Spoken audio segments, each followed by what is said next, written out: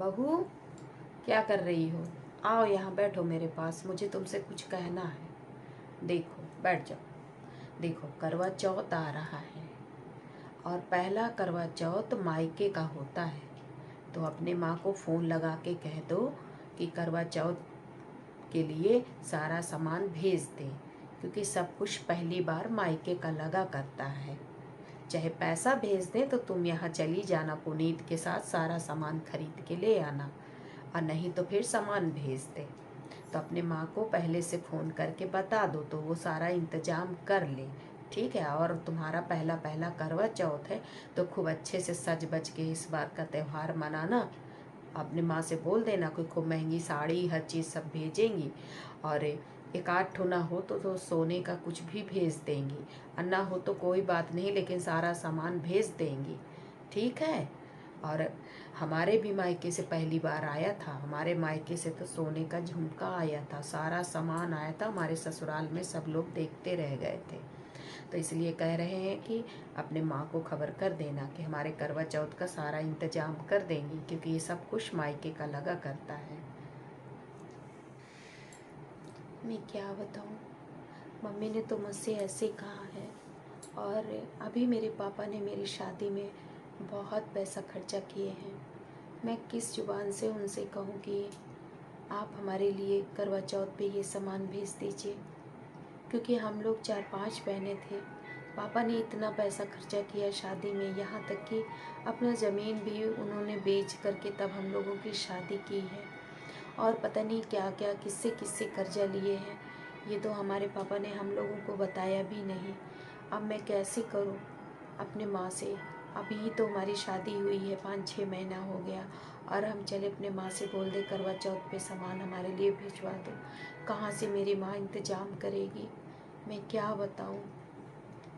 हे माँ, मैं कैसे करूं? मैं किससे कहूं अपने ये परेशानी? अब तो बस पुनीत आएंगे तो उन्हीं से कहूँगी, शायद हो सकता है मेरी कंडीशन समझे, पर वो भी नहीं समझेंगे, क्योंकि वो तो हमेशा जो मम्मी कहती हैं वही कहना मानते हैं। वो कहेंगे खड़े हो जाओ तो खड़े हो जाएंगे, कहेंगे बैठ जाओ तो बैठ जाओ। वो तो कुछ भी नहीं बोलेंगे, क्योंकि वो अपने माँ बाप की बहुत अदब करते हैं। वो अपने माँ के खिलाफ़ बिल्कुल नहीं जाएंगे, जो मम्मी ने कहा है वही वो सुनेंगे। तो उनसे तो मैं कह ही नहीं सकती हूँ, पर मैं क्या करूँ? मम्मी से भी नहीं कह सकती, उनको मैं और कर्ज में नहीं दबा सकती। कहाँ से वो इंतज़ाम करेंगी? मैं एक बहन हूँ तो 5-5 बहनें हैं, किसका क्या क्या करेंगी वो? और अभी तो शादी से ही फुर्सत हुई है। पापा ने कितने कर्ज लिए हैं, कितना क्या किया है, हम बहनों को कभी कुछ भी नहीं बताया।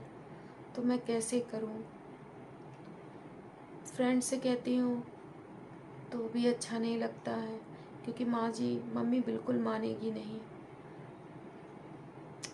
अब तो तू ही भगवान कुछ कर सकता है, मैं क्या कर सकती हूँ? व्रत नहीं रहती हूँ तो भी मम्मी रीज़न पूछेगी, बहाना बनाऊँगी तो भी रीज़न पूछेगी। मैं क्या कर सकती हूँ मेरे भगवान? अब तो तू ही कोई समस्या का निदान कर, मेरे बस में तो कुछ रहा नहीं, क्योंकि मैं अपने मम्मी पापा को तकलीफ़ नहीं देना चाहती, अब और दुख नहीं देना चाहती। उन्होंने मेरे लिए बहुत किया है, गहना जेवर क्या क्या नहीं बनवाया, कितना कर्ज लेके खेत बाड़ी बेच करके। लेकिन अब मैं नहीं कर सकती हूँ, क्योंकि अभी मेरा भाई भी है, उसकी भी उनको शादी ब्याह करना है, पढ़ाना लिखाना है, सब हमारे पे ही खर्चा कर देंगे तो भाई के लिए क्या बचेगा? और यहाँ मम्मी, क्या बताऊँ मैं? अब तो तू ही कुछ कर सकता है मेरे भगवान, मेरे तो कुछ भी समझ में नहीं आता, कुछ भी समझ में नहीं आता।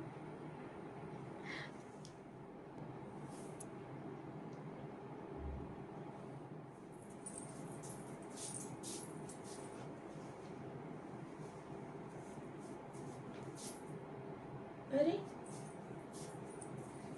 ये क्या रखा हुआ है? अरे ये सारा सामान किसने लाया है जो है? अरे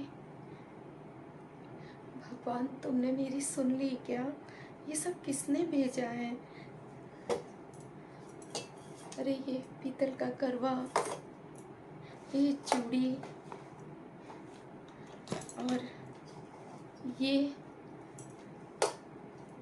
और ये श्रृंगार का सामान।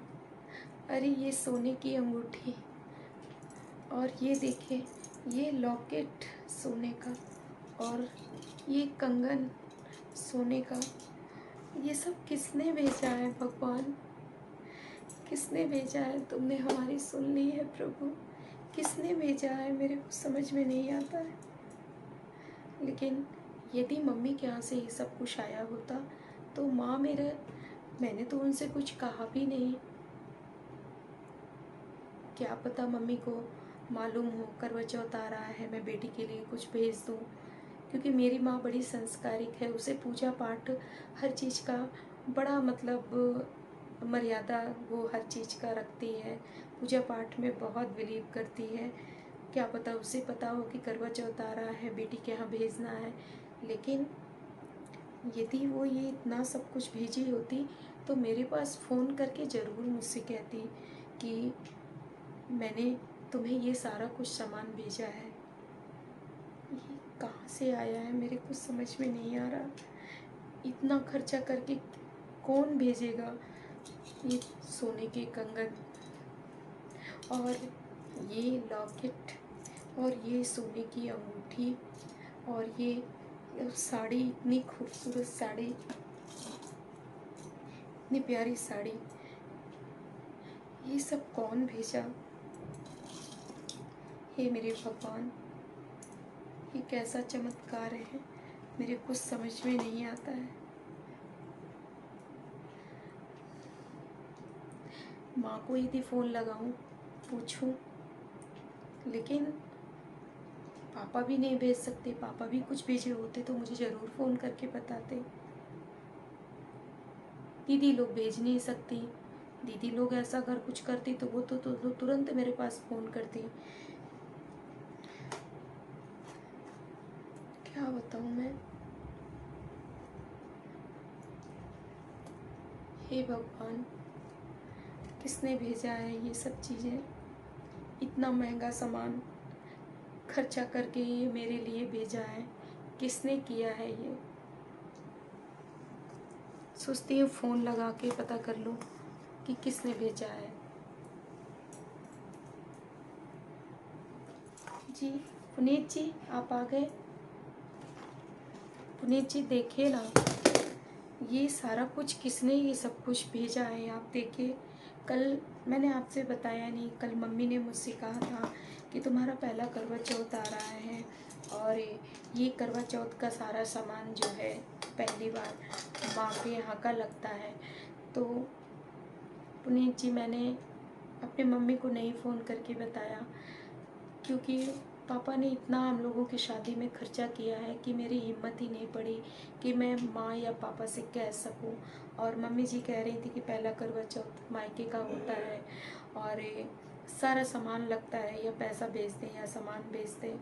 पर मैंने बहुत सोचा समझा, मैंने मम्मी को फ़ोन नहीं लगाया और मैंने आपको भी नहीं बताया। लेकिन ये सारा सामान कहाँ से आया है मुझे कुछ पता ही नहीं चल रहा पुनीत जी। मैं बहुत परेशान हूँ कि ये सब इतना महंगा खर्चा करके किसने भेजा है। पुनीत जी मैं क्या बताऊँ, मैं फ़ोन लगाऊँ मम्मी को पूछूँ, मेरे कुछ समझ में नहीं आ रहा। पुनीत जी आप हंस रहे हैं, क्यों हंस रहे हैं आप बताइए ना प्लीज़। क्या पुनीत जी आपने ये सब कुछ मेरे लिए किया है? सच्ची पुनीत जी आप बहुत अच्छे हो। मेरे मन में आपके लिए बहुत ही फालतू के विचार आ रहे थे, पता है। मैं अपने मन में पहले मैंने सोचा कि मैं आपसे बताऊं, फिर मैंने कहा आप भी तो आप माँ की बातों के खिलाफ बिल्कुल नहीं जाएंगे, जो वो कहती हैं वही करते हैं, इसलिए मैं डर के मारा मैंने आपसे नहीं बताया। पर पुनीत जी सच में आप बहुत अच्छे हो, आपने इतना मेरे लिए खर्चा किया, इतना खर्चा किया, कंगन, अंगूठी और ये मंगलसूत्र और ये साड़ी और ये सारा सामान। पुनीत जी सच में यदि आपके ही जैसे सारे पति हो जाए ना, तो कभी कोई लड़की लाचार ना हो, कभी कोई औरत लाचार ना हो पुनीत जी, और उनके माँ बाप को भी लाचार ना होना पड़े। सच में पुनीत जी मैं तो धन्य हो गई आपके जैसा पति पा करके। सच में मैं बहुत खुश हूँ, मैं बहुत खुश हूँ पुनीत जी, मैं बहुत खुश हूँ। सच में मैं बहुत खुश हूँ। चलिए ठीक है, मैं जी जी बिल्कुल बिल्कुल मैं माँ के पास जा रही हूँ, नहीं बताऊँगी मैं बिल्कुल, लेकिन मैंने अगले जन्म में ज़रूर ही बहुत बड़ा पुण्य किया होगा, जो मैं आप जैसा पति पाई हूँ पुनीत जी। सच में दूसरा कोई पति होता तो जो माँ कह रही है वही पति कहता, पर आपने ऐसा नहीं किया। पर आपको पता कैसे चला कि मम्मी जी ने ये सारा कुछ सामान के लिए मुझे कहा है अपने मायके मतलब लाने के लिए? अच्छा, आप सुन रहे थे जब मैं मम्मी से बात कर रही थी। सच में पुनीत जी आप बहुत अच्छे हो, बहुत अच्छे हो। ईश्वर करे आप जैसा पति सबको मिले, वो औरत धन्य हो जाएगी जिसको आप जैसा पति मिलेगा, और जिसको आप जैसा पति मिलेगा ना, वो ससुराल कभी ससुराल रहेगा ही नहीं, वो तो मायके से ही भी बढ़ कर के रहेगा। चलिए ठीक है, मैं मम्मी जी को इसको दे कर के आती हूँ।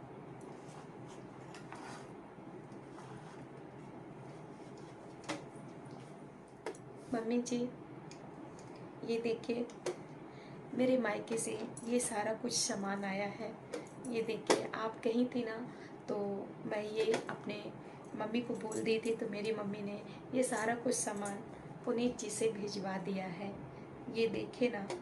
हाँ माँ, ये साड़ी है, ये अंगूठी भी है, और ये अंगूठी मम्मी ने आपके लिए भेजा है, और ये कंगन भी है, और ये देखिए ये मंगलसूत्र है, और ये श्रृंगार का सामान, ये करवा, ये चलनी और ये चूड़ी, मतलब सारा कुछ सामान माँ ने भेज दिया है मम्मी।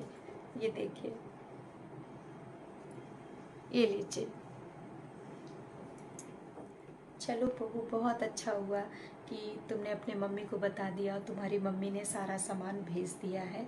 वैसे सामान तो काफ़ी भेजा है, तुम्हारी मम्मी ने बहुत खर्चा किया है। अंगूठी भी भेजा है, कम से कम 20,000 से कम की अंगूठी नहीं होगी, और ये कंगन सोने का भेजा है, और लॉकेट भी भेज दिया है, साड़ी भेजा है ये। चलो ठीक है बहू, बहुत अच्छा किया, तुम्हारी मम्मी है बहुत समझदार, इसीलिए मैं कह रही थी कि अपने माँ को फ़ोन करके बता दो, तुम्हारी माँ सारा सामान तुमको भेज देगी। चलो बेटा, बहुत अच्छे से पूजा पाठ करना अपना, और ये सब पहन के बिल्कुल नई नवेली दुल्हन की तरह पूजा करना, ताकि अगल बगल मोहल्ले में सब लोग देखते रहें कि उनकी बहू के मायके से कितना सामान आया है। ठीक है बहू? चल, बहुत अच्छा किया बहू, तुमने अपने माँ को खबर कर दिया। चल ठीक है, जाके मेरे लिए अब चाय बना दे। तो आप लोगों ने देखा, ये छोटा सा नाटक मेरा करने का अभिप्राय ये था कि मान लीजिए कभी कोई आपकी बहू किसी गरीब परिवार से हो और उसके माँ बाप सक्षम ना हो तीज त्यौहार में कोई सामान भेजने के लिए, तो प्लीज़ आप लोग उसकी खुद की तैयारी करिए। उसको ये प्रताड़ित मत करिए कि तू अपने मायके वालों को बोल दे ये सामान मायके का लगता है, ये सामान यहाँ का लगता है।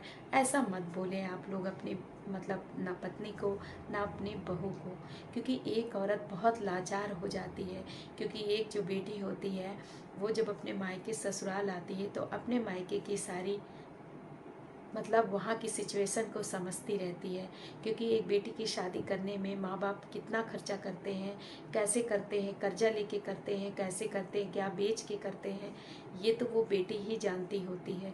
इसलिए उसको मजबूर मत करिए कि वो अपने माँ बाप को परेशान कर सके। सच में।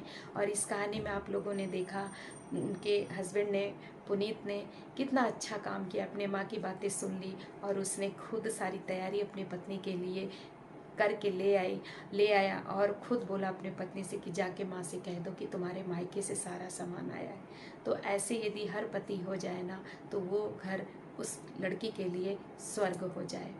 तो प्लीज़ आप सभी लोग ऐसा ही करिए, चाहे पहला करवा चौथ व्रत हो और चाहे वैसे भी करवा चौथ व्रत हो। तो आप लोग अपने पत्नी का सपोर्ट करिए, ना कि उसको परेशान करिए कि माए पहला करवा चौथ है तो मायके से ये सामान आना है, ये आना है। जी नहीं, अब वो आपकी जिम्मेदारी है, आप उसका सारा कुछ इंतजाम आप खुद स्वयं करिए। मायके की नहीं जिम्मेदारी होती है। अमीर हो चाहे गरीब हो, इससे कोई मतलब नहीं है, लेकिन सिर्फ इतना ध्यान दीजिए कि जो पत्नी है वो अब आपके घर की हो चुकी है, वो आपकी हो चुकी है, तो उसका सारा इंतजाम आप खुद स्वयं करिए, ना कि उसको मजबूर करिए कि मायके से आए। ठीक है, बस मेरा ये नाटक दिखाने का ये अभिप्राय था। अच्छा लगे तो प्लीज़ लाइक ज़रूर करिएगा, वीडियो मेरी अच्छी लगे चैनल को सब्सक्राइब करिएगा।